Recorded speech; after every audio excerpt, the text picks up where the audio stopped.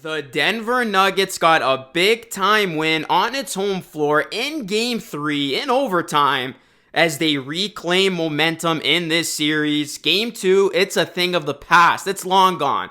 As the Nuggets, they bounced back nicely.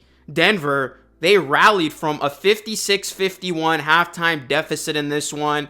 And Aaron Gordon, he has been absolutely money in this postseason. Coming up timely once again. He hit a three-pointer with 26.7 seconds remaining to tie the game at 102. And then in overtime, the Nuggets, they completely took over. Jokic had a layup to open up overtime, and then that sparked a 7-0 Nuggets run that sent the arena into a frenzy as Michael Porter Jr. hit a big three. Jamal Murray gave the Nuggets a 109-102 lead on a fast break layup off a Thunder turnover.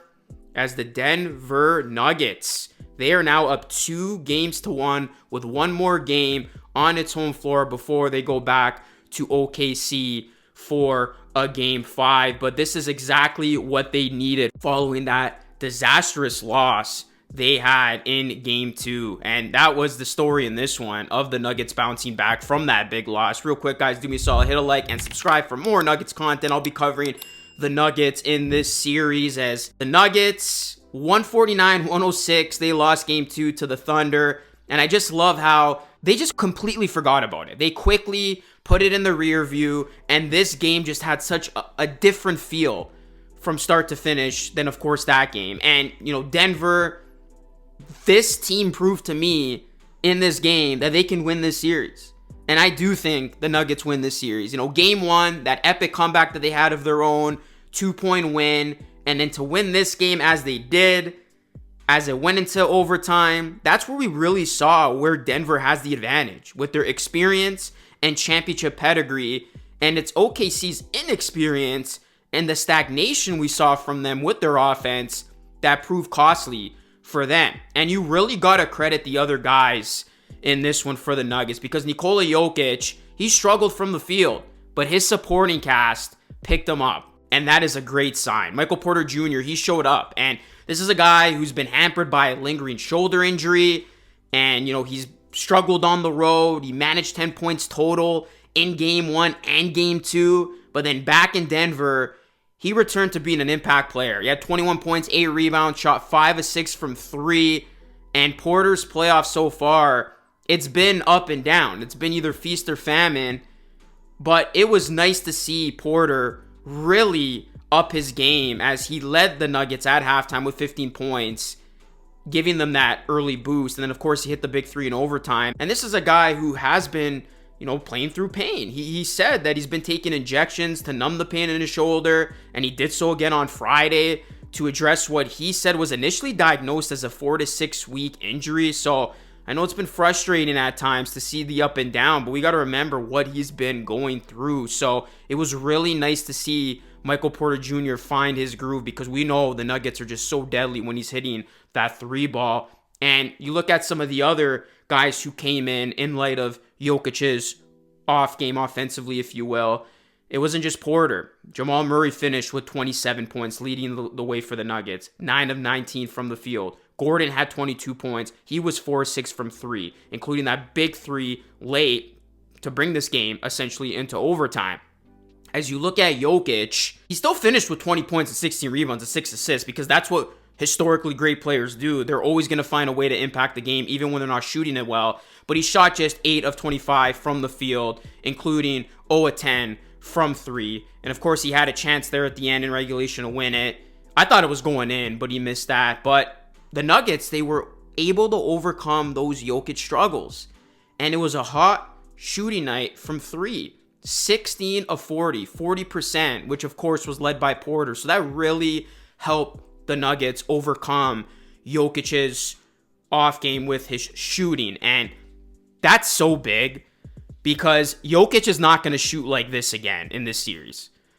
I don't see it. Like, he had his off game from shooting, and the Nuggets are still able to win. If he is playing like Nikola Jokic is capable of playing, and this supporting cast can resemble what they look like in this one, like, you can see why Denver, I think, is in the driver's seat right now when it comes to taking control of this series. Game 3 was pivotal, and Denver able to pull it through. And, you know, you look at Gordon, too. He deserves a lot of credit. He has been super valuable and consistently valuable for this Nuggets team. You talk about the up and downs with, like, Michael Porter Jr., even Jamal Murray. Gordon has been that secondary option, consistent secondary option these playoffs alongside Jokic. And that 3 to force OT, of course, following his game-winning shot in Game 1. And then, of course, the game-winning dunk against Los Angeles in Game 4, which really turned the series around. Gordon has been clutch, and that has been the theme of these playoffs. Clutch Gordon is a thing, and you better believe that shot was going down when he shot it with the way these playoffs have gone for him. And he said back on October 11th, I'm doing whatever I can to get Russ a ring. And that is aging pretty well right now because Gordon is literally coming up big time and time again. And another big takeaway in closing here is that, to me, the Thunder, Shai Gilgeous-Alexander, who did not have a good game either. It was funny, the two MVP frontrunners both did not have good games from the field, but the Thunder and SGA looked very vulnerable to me. This is a team that I always thought was overrated. Yeah, they dominated the regular season. Yeah, they've had some big playoff wins. That Grizzlies win in the first round. Of course, the 43-point win over the Nuggets. But at the core basis of it, we're seeing that this team's got some weaknesses. And they don't look like that super tough team to beat. That almighty team that is invincible. And, you know, Gilgeous-Alexander, he repeatedly took contested mid-range shots. And he wasn't getting it to go. And, you know, the OKC Thunder's offense, I know Jalen Williams had a big game, but it just did not look good when push came to shove. Like, when the game was at its highest in that overtime, it's like they had no answer for the Nuggets when they made that mini run to begin the overtime frame. Their offense felt like a chore down the stretch. And it's like, if Shai's not shooting it well, they got no flow. They got no rhythm whatsoever. The Thunder, they did win the rebounding battle, the turnover battle, and they did have 19 more field goal attempts than the Nuggets. And of course, Williams, he went off. He had 32, and they still lost this game. So I think that's very concerning from the OKC Thunder side, is that you had a lot of things go well, and you still ended up losing this game. And you look at these two teams, I'm taking Denver's core all day, because this is a core that's got former champions. They know what it takes to come up in big game situations, and we really saw that in that overtime frame. They know how to win. They come up big in important moments, and that was the biggest difference when watching these two teams play with these high stakes. OKC did not execute. They did not look good with their offense. Meanwhile, the Nuggets, they knew how to execute, and they looked great down the stretch. They put away OKC quickly in that OT, and I think that's the biggest difference when comparing these two teams. The Nuggets have that championship edge, that experience that goes a long way in a series like this, because the talent is right there. Both these teams are extremely talented, but it's the little things like experience, like coming up in big moments, that decides a big series like this. So still a long way to go, but the Nuggets 2-1.